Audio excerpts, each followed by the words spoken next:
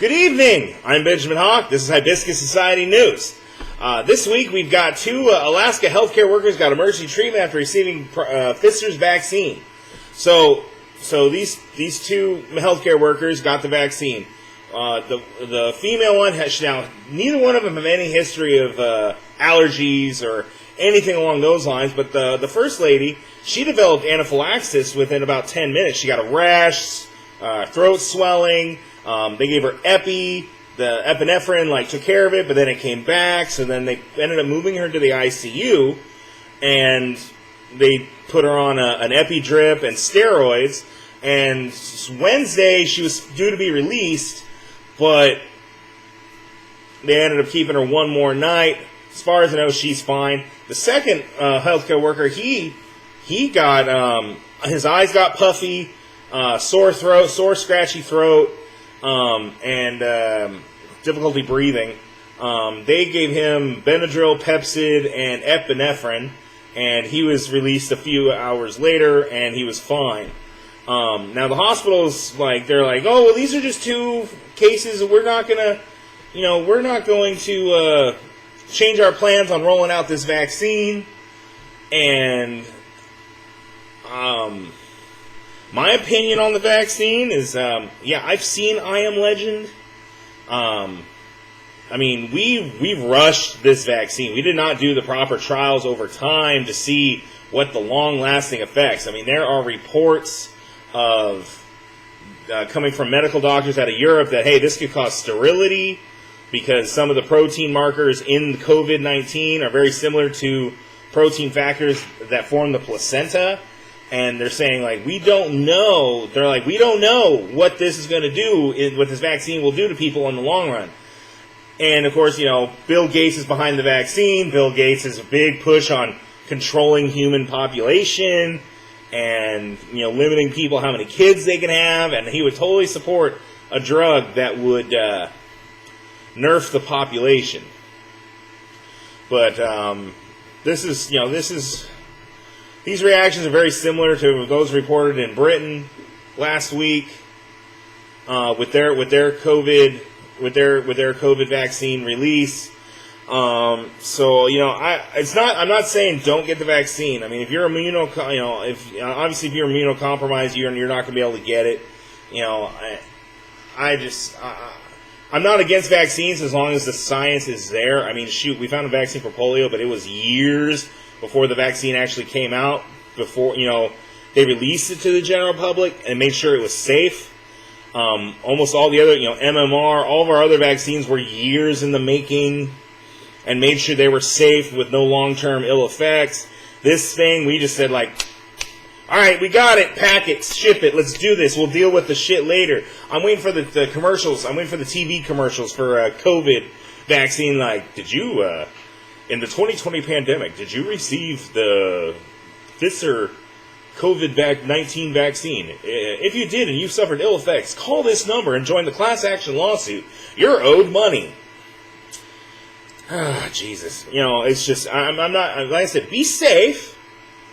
Do your research, and if you feel like, hey, this passes the muster, and you can safely take it, fucking do it. Me, personally, I'm not. I'm going to wait and see.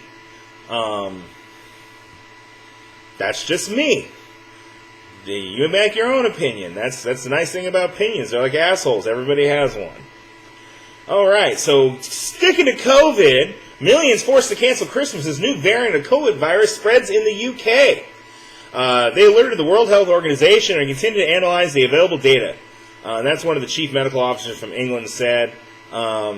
Apparently, millions of people in London and UK Southeast will be forced to cancel their Christmas plans after scientists said that Saturday a new coronavirus variant was spreading more quickly. Prime Minister Boris Johnson told at a news conference that the toughest set of coronavirus restrictions, known as Tier 4, will be put in place from Sunday, putting regions under the strictest lockdown rules. As a result, non-essential shops, gyms, cinemas, hairdressers, and bowling alleys will be forced to close for 2 weeks, while people will be restricted to meeting one another person from another household in a public. They're basically, you can't meet and talk to anybody. You can't. It's very confusing how they worded this. But essentially, if you don't live in the household with somebody, you're not allowed to say, "Hi, how are you doing today?" You can't greet them, you can't talk to them, you just walk by. You got to walk by them 6 feet apart, and that's what they're doing in. That's what they're doing in the UK apparently, because now we have Super Corona. I'm calling it Super Corona. It's a modified version of the virus. It spreads quicker, easier, so that's their new fear tag. That's the new virus. A bubble policy allowing up to 3 households to meet over the holiday period in parts of the country that were not under Tier 4 restrictions will be severely curtailed and will only happen on Christmas Day. So apparently they're going to have their police and make sure you're not having Christmas Eve parties. They're going to have the police go knock. I guess what? They're going to send the police door to door and be like, "Hey, you don't live here. Come here. We're going to arrest you and put you in a jail cell with a bunch of other people who don't live in your household because, you can't get COVID if you're in jail." Wait. Okay. It's like, okay, so it's like, wait. So it's the same logic that says, I can't have a beer at a bar right now, but I can have a beer at Applebee's.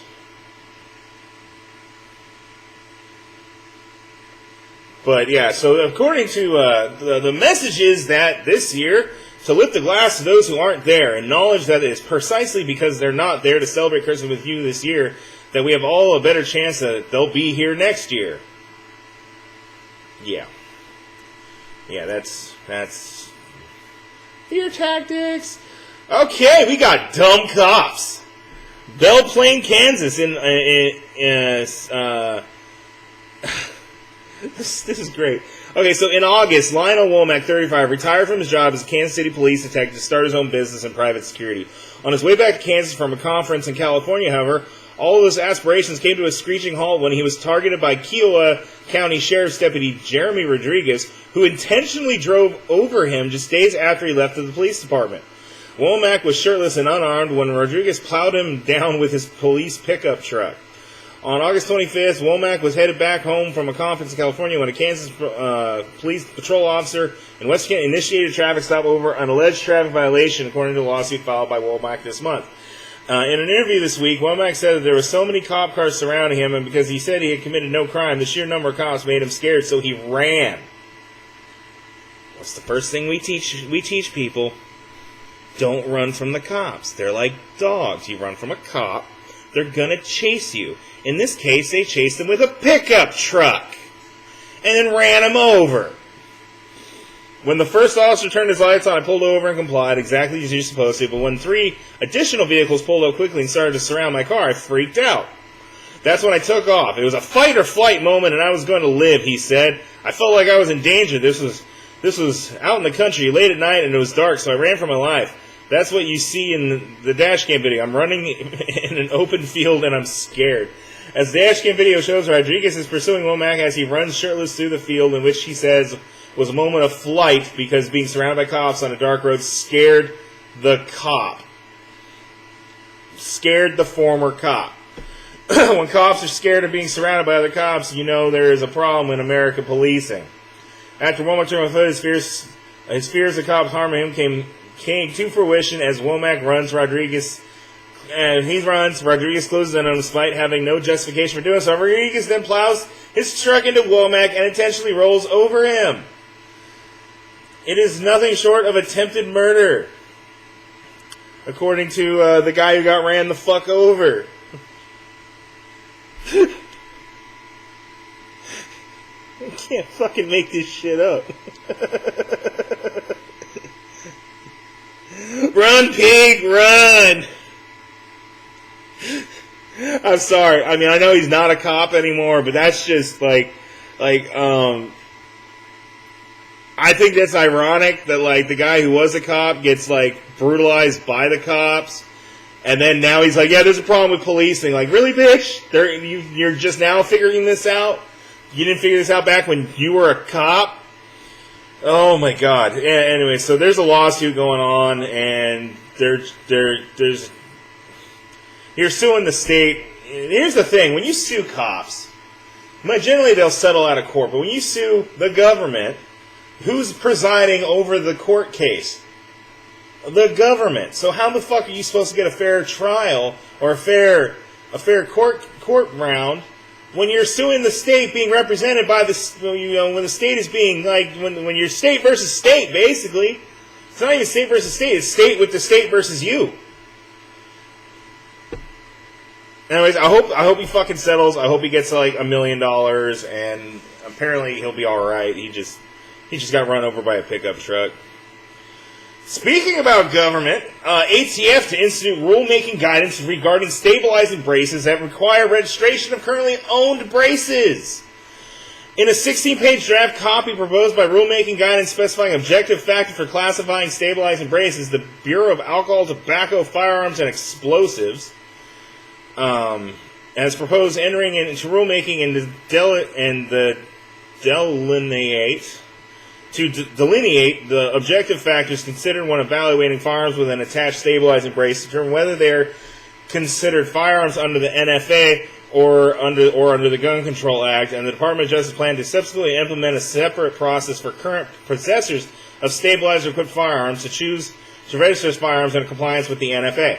While the proposed rulemaking guidance has not yet been published in the Federal Register, it is expected to be published in the upcoming weeks, and interestingly, and seemingly in violation of the law, ATF is only providing a 14-day comment period pursuant to the draft copy.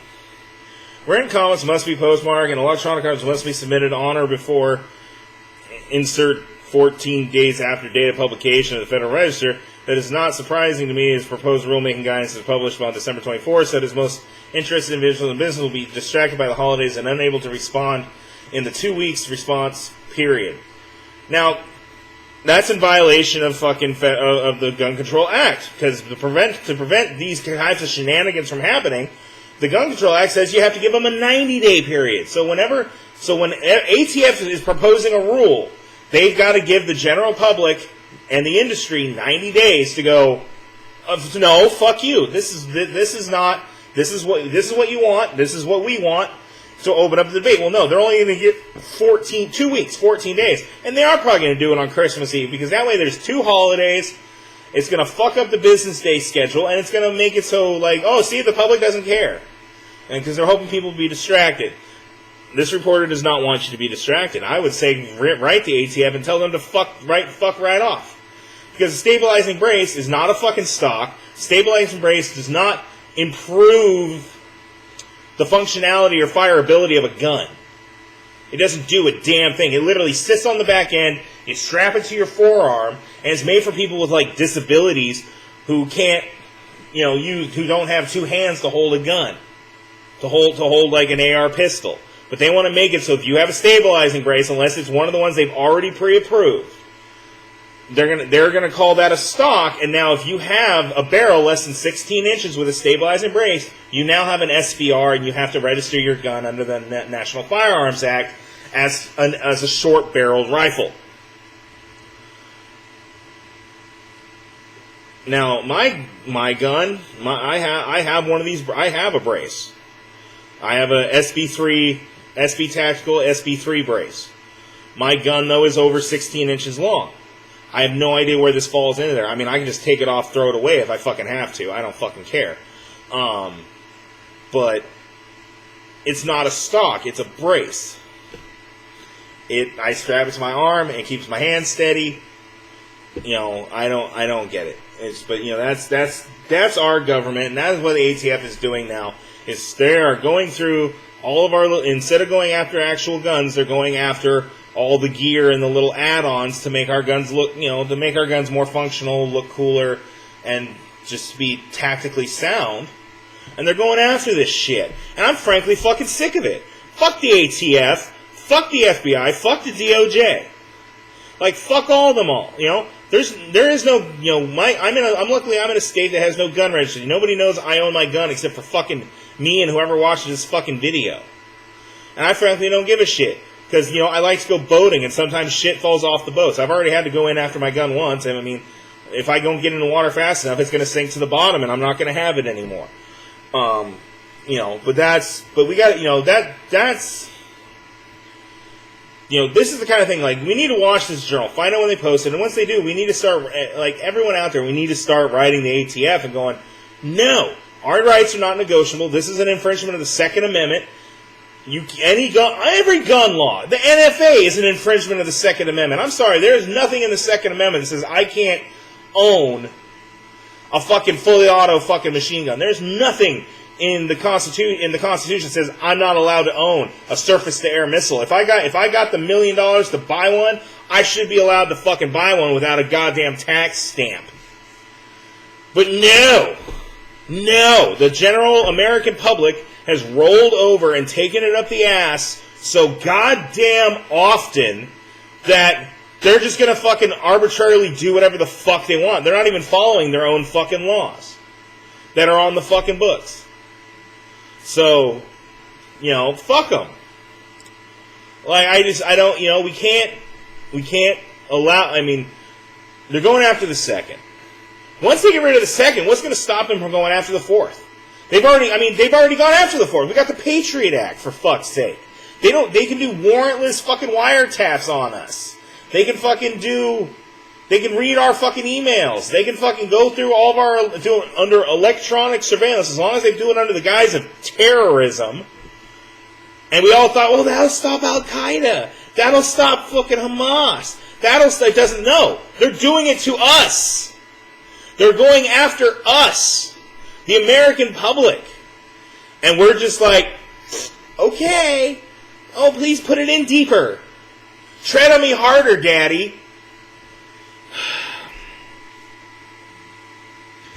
Anyways, this has been your Hibiscus Society News. Remember, get out there. We will not. Just remember this. We will not comply. I plead the fifth. Talk to my lawyer. And that's all. You guys have a good night. Hibiscus Society News. I'm Benjamin Hawk. Stay frosty.